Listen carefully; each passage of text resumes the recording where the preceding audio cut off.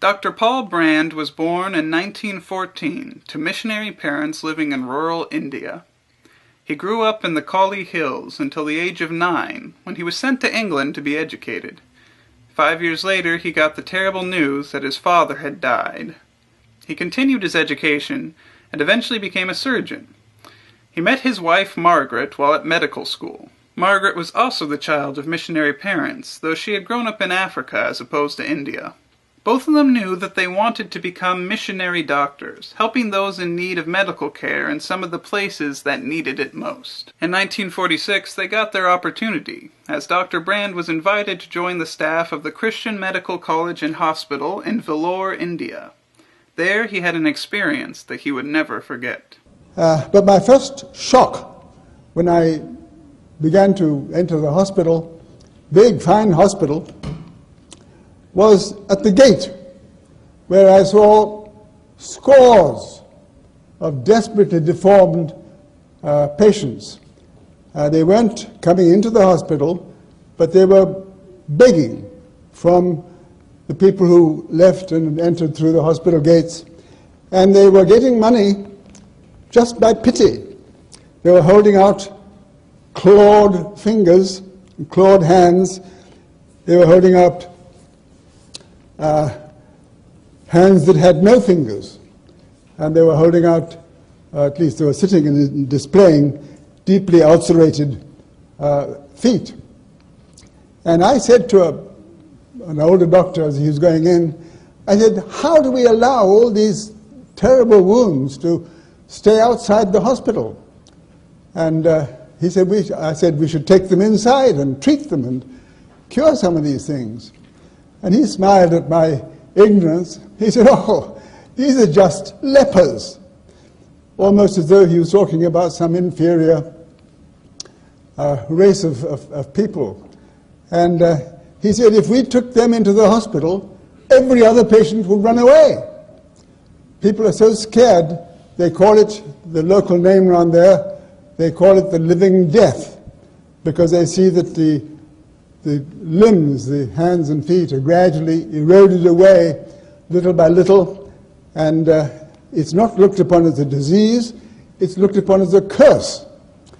And so I tried to look impressed.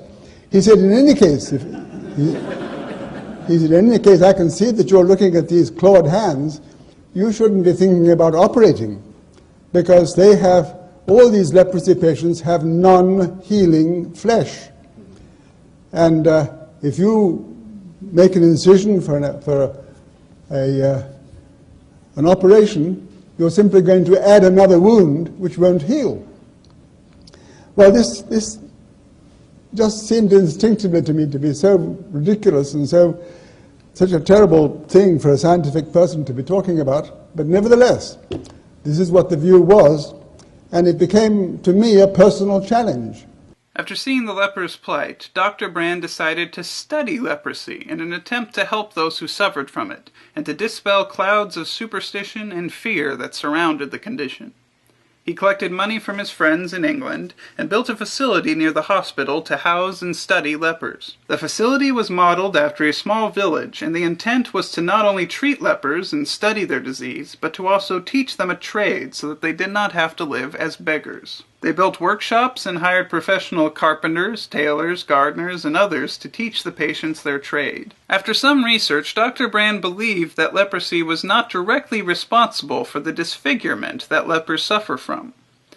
One of the principal symptoms of leprosy is a deadening of the nerves. Lepers cannot feel pain in their affective limbs. Dr. Brand theorized that this deadening of the body's pain receptors was all that the leprosy bacteria did. The ulcers, infections, and disfigurements of the affective limbs occurred because lepers could not feel when they had accidentally been cut, bruised, or burned. These wounds, unfelt, were left untreated and neglected, which allowed infections to set in. Years of such abuse could lead to the destruction of the limb itself. Dr. Brand studied the patients at his facility carefully to see the progression of the disease for himself. And quite frequently, at the beginning, we would find that these boys would show up with a wound that hadn't been there in the morning. and then they were put on the pillory, and we took them back hour by hour through that day, and we looked at all the tools that they had handled. If they were gardeners, we looked at the spades and so on and so forth. And many of them were barefoot when they came in. They simply had little sandals. And finally, we would find, nearly always, we'd be able to find a blood stain, maybe on the handle of a spade. And we matched it with his hand, and where he had the little wound, we checked it with a blood stain on the handle. And he was teased unmercifully, because these were all boys having fun. Extraordinary scientific group. But whereas in the first few weeks we had a whole lot of new wounds and a whole lot of these great discoveries, as the weeks went by, and these boys knew that they were going to be teased if they had developed a wound anywhere, hands or feet, and were being questioned about all the things they should have done, which they didn't do to protect themselves, we finally got to the point where we had very, very few wounds, and we began to feel that it would be true to say that it was simply the lack of pain, not the disease of leprosy, that allowed them to wound themselves. With this discovery, Dr. Brand pioneered techniques to help prevent lepers from damaging their body further. He studied the effects of using limbs that cannot feel pain, and educated lepers on how to preserve their bodies and prevent further injuries. He once said, "I thank God for pain. I cannot think of a greater gift I could give my leprosy patients." Not satisfied with this breakthrough, Dr. Brand continued his work. Around the same time he was performing his research, new medicines were developed that could treat leprosy itself. Sulfone medications can arrest the progress of the disease, but for most lepers, severe damage to their bodies had already been done. Dr. Brand pioneered new surgical techniques to reconstruct the damaged limbs of longtime lepers. He found ways to transplant tendons and muscles in order to transform club-like hands into workable limbs. He performed surgery on feet to correct the damage caused by years of unintentional abuse. Still, the societal damage of leprosy was sometimes worse than the physical. Dr. Brand found several of his early patients coming to him and asking that they would undo their surgeries so that their limbs would become useless again. Why? Because they could not find anyone willing to hire them with their scarred and deformed faces. They felt that they could only return to begging, where useless limbs would be an asset. Dr. Brand steadied himself for the task and got to work. He and his wife developed techniques to rebuild a leper's ruined face. They found ways to fix noses, cause eyebrows to grow again by transplanting skin, and otherwise repair as much cosmetic damage as they could.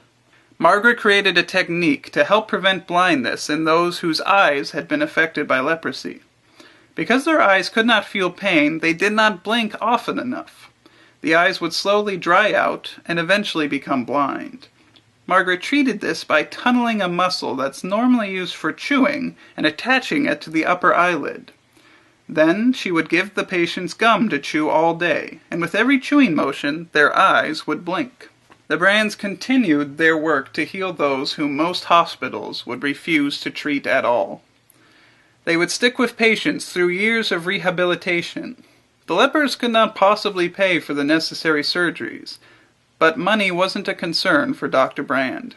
In fact, when he was employed by the hospital in Vellore, he insisted on being paid the average wage for an Indian doctor, instead of the higher wages foreign doctors were typically paid. Dr. Brand would spend 19 years treating lepers in India, before moving to Carlisle, Louisiana to work at the National Hansen's Disease Center, the only working leprosy treatment center in the continental U.S. There he treated patients and further researched the disease. He made discoveries and invented techniques that helped lepers around the world, as well as having a wide variety of applications for other sicknesses. Over his career, he had many invitations to head major medical centers in England and the U.S., yet he chose to focus his work on helping lepers. Dr. Brand, looking back on his career, said, Because of where I practice medicine, I never made much money at it. But I tell you that as I look back over a lifetime of surgery, the hosts of friends who were once patients bring me more joy than wealth could ever bring. I first met them when they were suffering and afraid. As their doctor, I shared their pain. Now that I am old, it is their love and gratitude that illuminates the continuing pathway of my life. It's strange. Those of us who involve ourselves in places where there is the most suffering look back in surprise and find that it was there that we discovered the reality of joy. Happy are they who bear their share of the world's pain. In the long run, they will know more happiness than those who avoid it.